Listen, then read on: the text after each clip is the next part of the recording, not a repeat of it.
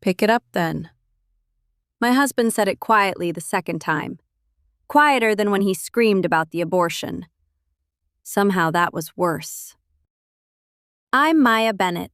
$100 bill had landed in melted butter beside somebody's half-eaten steak. Another one was stuck near my shoe under the edge of the tablecloth. I remember staring at that instead of him because if I looked directly at Daniel, I thought I might actually collapse in front of everybody. Nobody moved. Not the investors, not the servers pretending to adjust silverware. Not his mother sitting near the bar with one hand around a wine glass, watching me the way people watch accidents from the highway.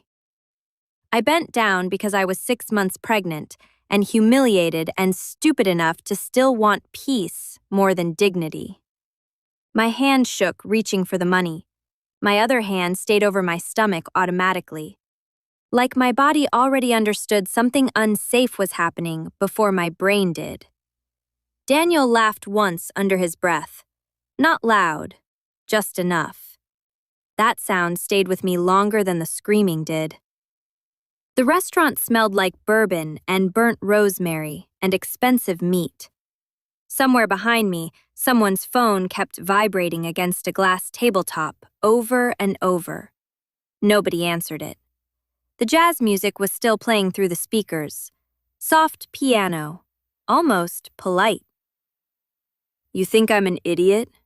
Daniel asked. I looked up at him finally. His face wasn't angry the way people imagine angry men look. He looked embarrassed, cornered. There was sweat under his eyes. His jaw kept tightening like he was chewing on something bitter. And I remember thinking, very suddenly, that humiliation in men could become dangerous faster than rage.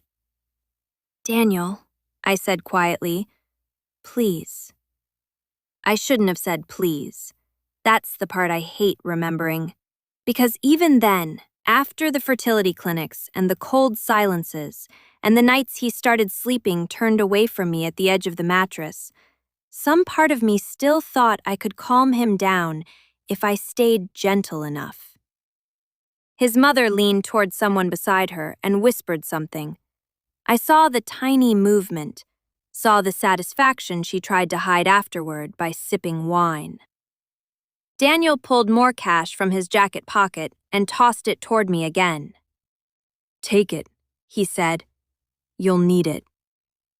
The bills hit my shoulder and slid onto the floor. I heard someone exhale sharply near the kitchen. Still, nobody stopped him. That was the moment something inside me changed permanently. Not dramatically, no cinematic realization. It was smaller than that, quieter.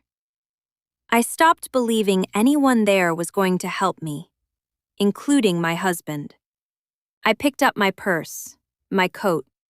One bill had gotten wet under somebody's overturned water glass and stuck to the hardwood floor. I left that one there. When I walked outside, the rain hit so hard it actually hurt my skin. Chicago in November feels personal somehow, like the weather has decided it dislikes you specifically. I stood under the awning shaking. My tights were already soaked around the ankles. Cars dragged water through the street in long gray waves. Behind the restaurant windows, I could still see people sitting at tables pretending dinner was continuing normally. My phone buzzed. For one pathetic second, my chest lifted. But it wasn't Daniel. It was a fraud alert from the bank asking me to confirm unusual activity on our joint account. I stared at the screen too long before understanding what I was reading. Restricted access. Daniel had frozen the account before humiliating me publicly. That detail hurt more than the money thrown at my face. Because rage is impulsive. Planning takes intention. I started laughing then. Actual laughing. Short, ugly sounds I couldn't control. A couple walking past stared at me like I was unstable. Maybe I was. The back door opened behind me. Marisol from the kitchen stepped outside carrying trash bags. She stopped when she saw me. Her expression changed immediately, but she didn't ask questions. I loved her for that. She just set the bags down and pulled her cardigan off her shoulders. "You're freezing," she said softly. "I'm okay." "You're outside crying in the rain." That embarrassed me enough to stop crying for a second. She wrapped the sweater around me anyway. It smelled faintly like bleach and cigarette smoke and fabric softener. Human smells. Comforting smells. "You have somewhere to go?" I opened my mouth and realized I didn't. That was the first moment fear really entered me. Not because my marriage was ending. Honestly, part of me had already felt that happening for months. No. The fear came from understanding how quickly a person's life can lose structure. 1 hour earlier, I had a husband and an apartment and a future people recognized. Then suddenly, I was pregnant in wet clothes outside a restaurant, holding a purse against my chest like it contained oxygen. I ended up sleeping at the hospital that night, between shifts in an unused observation room. The fluorescent lights outside the glass never fully turned off. Machines beeped down the hallway. Around 3 in the morning, somebody nearby started vomiting hard enough that I could hear nurses rushing in with supplies. Real life continuing. Loudly. I lay there curled sideways with my coat under my head and stared at the ultrasound photo in my wallet. Tiny spine. Tiny heartbeat. Proof. I remember whispering, "I don't know what I'm doing." Not to God. Not even to the baby, really. Just into the room. The months after that blurred together strangely. Exhaustion does that. It removes shape from time. Daniel never called. Not once. His lawyer did, though. There were documents, asset discussions, questions about timelines that weren't technically accusations, but weren't not accusations either. I stopped opening emails for a while because every message made my stomach hurt. At work, I became quieter. Nurses notice everything, even when they pretend not to. A few people asked gentle questions. Most didn't. One night, another nurse heated leftover pasta in the break room microwave and casually said, "Men get weird when they feel small." I nearly burst into tears over that stupid sentence, because it was true. Daniel had been shrinking for years before he exploded. The fertility problems hollowed him out slowly. He never said it directly, but I watched it happen anyway. Every failed appointment, every test result, every fake joke he made afterward while staring too long at nothing.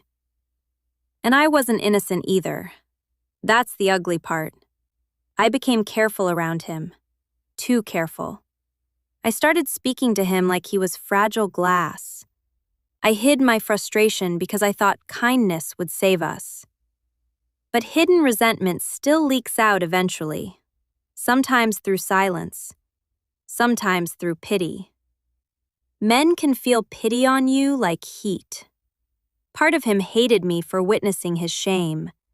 Part of me hated him for making his shame my responsibility. By the time Noah was born, I was too tired to feel triumphant about surviving anything. I just felt altered. The delivery room smelled like antiseptic and sweat and stale coffee. My hair stuck to my neck. When the nurse asked if the father was coming, I said no too quickly, like I'd rehearsed it. After Noah finally stopped crying and fell asleep against my chest, I stared at his face for a long time. He had Daniel's mouth. That almost ruined me. For years afterward, Daniel existed in my life like background noise from another apartment. Distant but constant. Magazine covers at grocery stores.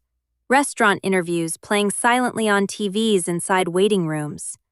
friends mentioning his newest location with awkward pauses afterward. And Noah kept growing into him more every year. Same eyes, same habit of rubbing his eyebrow while concentrating, same way of going quiet instead of yelling when upset. Sometimes that resemblance filled me with tenderness. Sometimes it filled me with rage so sharp I had to leave the room. The DNA results showed up almost 9 years later inside an envelope I'd never opened during the chaos of moving apartments. I sat at my kitchen table reading the report while Noah slept down the hallway with one sock half hanging off his foot. 99.99%. I read it 3 times because my hands wouldn't stop shaking. Then I found the attached correspondence. His mother had intercepted the results. She knew. All those years, she knew. I didn't cry immediately. That's what surprised me. I just sat there listening to the refrigerator hum while snow drifted outside the window. The apartment was so quiet I could hear Noah turning in bed down the hallway. And underneath the anger, underneath the grief, there was something worse. Relief. Because a terrible part of me had spent years wondering if maybe Daniel had been right to doubt me. Not logically, emotionally. That's what humiliation does. It moves into your body and rearranges things. I looked toward Noah's room, then back at the report. And for the first time in almost a decade, I stopped remembering myself as the woman kneeling on a restaurant floor picking up money while strangers watched. I remembered the version of me that existed before I started apologizing for things I never did.